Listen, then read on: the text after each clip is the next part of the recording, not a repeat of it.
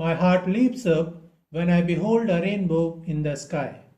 By William Wordsworth. Structure, summary, analysis. Hello and welcome to the discourse. My Heart Leaps Up is a short lyrical poem by William Wordsworth written in 1802.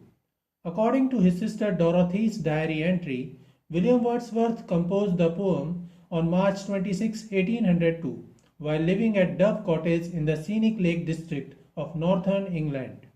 However, the poem was first published in 1807 in his poetic collection Poems in Two Volumes. Wordsworth and his friend Samuel Taylor Coleridge were working together for the publication of the third edition of Lyrical Ballads, which was meant to oppose the priggish, learned, and highly sculpted forms of 18th century English poetry, and to make poetry accessible to the average person via verse written in common everyday language. My Heart Leaps Up is a prime example of this effort because the vocabulary and meaning of this poem are pretty easy to grasp. The major theme of the poem is to signify the importance of childhood feelings and suggests that one should try to keep their childlike nature alive while aging. The most quoted line of the poem is "The child is father of man." Another important theme of the poem is love for nature, the natural life cycle, and purity in nature. Structure of My Heart Leaps Up. It is a short poem consisting of only 9 lines that do not follow any particular poetic form.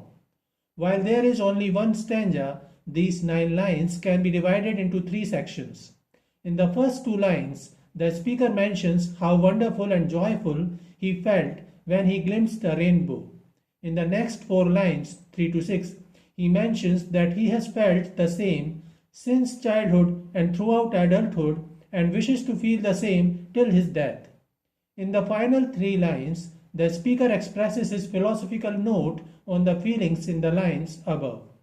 The poet followed iambic tetrameter throughout the poem. However, in line 2, he used iambic trimeter, and line 6 is composed in iambic diameter. The rhyming scheme of the poem is ABCC AB CDD. However, one may say it is written in free verse. Consonance, assonance, personification, paradox, allusion, enjambment, hyperbole, imagery, and symbolism are used in the poem. Summary of My Heart Leaps Up. Lines 1 to 2. My heart leaps up when I behold a rainbow in the sky.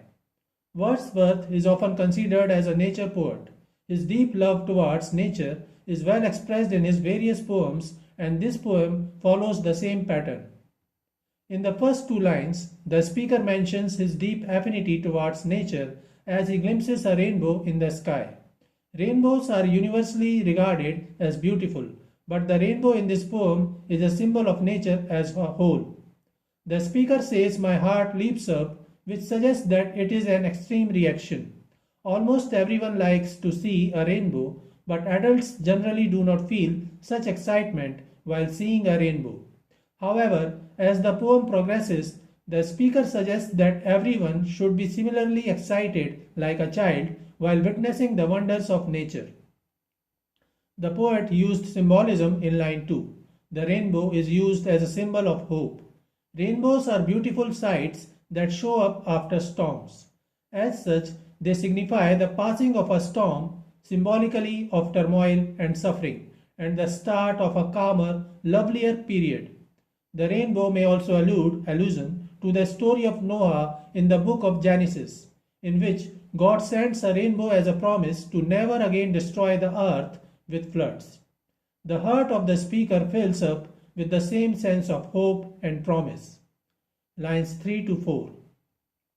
So was it when my life began, so is it now I am a man. In these lines, the speaker mentions that he felt a similar joy and sense of wonderstruck when he saw a rainbow as a child, and he feels the same now when he is an adult. The speaker expresses that his admiration for nature began right from his childhood and persisted throughout his adulthood. The poet began lines 3 and 4 with "so," using anaphora to emphasize that aging has not reduced his admiration for nature. Consonance has also been used in line 3, sound of W. Lines 5 to 6. So be it when I shall grow old, or let me die. The poet used hyperbole in these lines. The speaker says that he wishes to grow old with the same reverence, awe, and love for nature that he has maintained since his childhood. Otherwise, he will prefer to die, or let me die. The sixth line shows the strength of the speaker's convictions. The speaker suggests that he would rather prefer death than live a boring life bereft of beauty, unable to grasp the wonder of nature. Line 7. The child is father of man. This is the most popular, deep, and intriguing line of the poem. The poet used paradox in this line. Readers can have different interpretations of the line. The simplest and logical understanding of this line is that wonder, awe, and respect towards nature, along with many other values such as sincerity, honesty, enthusiasm, and respect for others, are characteristics of a child, and these characteristics shape the growing child into the man he becomes. The experiences of a child make him a man, and hence the child is a father of a man. The speaker stresses that for an ever-evolving individual, one should maintain these childlike characteristics. At least, the speaker suggests that one should maintain the wonder and respect towards nature that one feels as a child throughout their life. Another interpretation of the same line can be that for a parent, a child can be a great teacher and a role model from whom the adult parent may learn to respect and admire nature and other little wonders of life. Lines 8 to 9. And I could wish my days to be bound each to each by natural piety. The poet ends the poem by stressing the importance of childhood and how strongly he desires to maintain its characteristics throughout his life. The importance of childlike attributes was also explained in Tintern Abbey, in which the speaker suggested that children are closer to heaven and God, and through God to nature, because they have recently come from the arms of God. The speaker expresses the importance of staying connected to one's own childhood. Wordsworth was a naturalist who believed nature is divine, and thus he uses the phrase natural piety that children often enjoy and that the speaker wishes to enjoy throughout his life. So this is it for today. We will continue to discuss the history of English literature.